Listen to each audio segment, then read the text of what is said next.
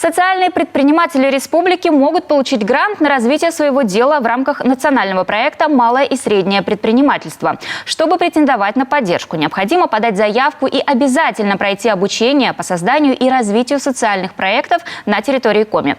Образовательная программа стартует уже 16 июля в Центре развития предпринимательства «Мой бизнес». Торопитесь, еще не поздно присоединиться. На что можно потратить грант и в каком размере, знает Ольга Коняева.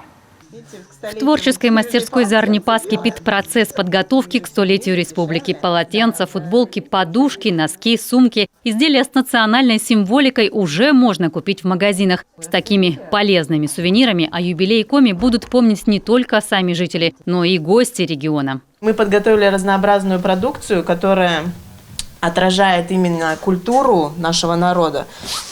Такие же вот рюкзачки, чтобы не просто стояла на полке, а люди носили, получали удовольствие, ну и практичные.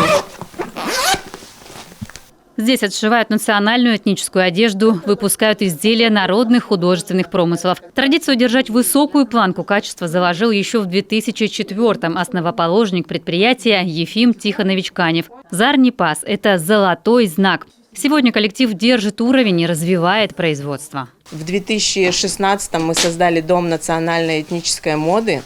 И сейчас вот мы уже так прогрессируем. В прошлом году мы купили вышивальную машину, которая тоже нам очень помогает, потому что все вручную невозможно делать, а время не стоит на месте, и надо как-то идти вперед.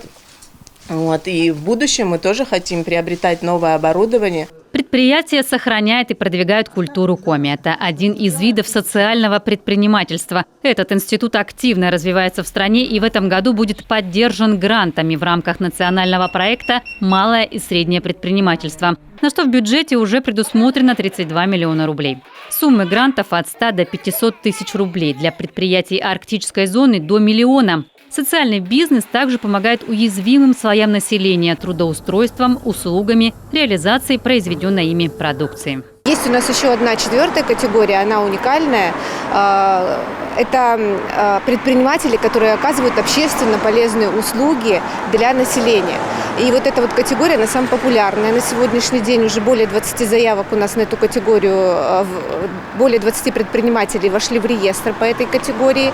Это может быть и услуги по дополнительному образованию, это может быть и психологическая помощь, и уход за больными, пенсионерами, а также иные социально значимые услуги. Как получить грант? Для начала подать заявку на включение организации в реестр социальных предпринимателей. Сейчас в Коми такой статус присвоен 49 субъектам малого бизнеса. Следующее обязательное условие – пройти обучение в Центре поддержки предпринимательства «Мой бизнес». В программе работа с экспертами, практические занятия, в том числе по подготовке документации на грантовый конкурс. Старт программы 16 июля. Присоединиться еще можно. Программа рассчитана на целый месяц и будет включать в себя блоки, начиная от формирования стратегии в социальном бизнесе, создания личного бренда для социального предпринимателя и уже до формирования бизнес-планов, получения мер государственной поддержки, вплоть до получения цифровой электронной подписи. Это большой образовательный курс, который необходим социальному предпринимателю. Обучиться могут как действующие, так и потенциальные социальные предприниматели, а также физические лица, которые только планируют открыть свое дело. Получить грант возможно только на условиях софинансирования – 50% от суммы реализации проекта, для чего предприниматель может взять займ в микрокредитной организации Коми. Если будет необходимость, в сентябре пройдет второй такой же образовательный курс. Финальный этап запланирован на октябрь. Подача заявок на грантовый конкурс в Министерство экономического развития и промышленности Коми. Ольга Коняева, Олег Юшков, Иван Богомолов, телеканал Юрган.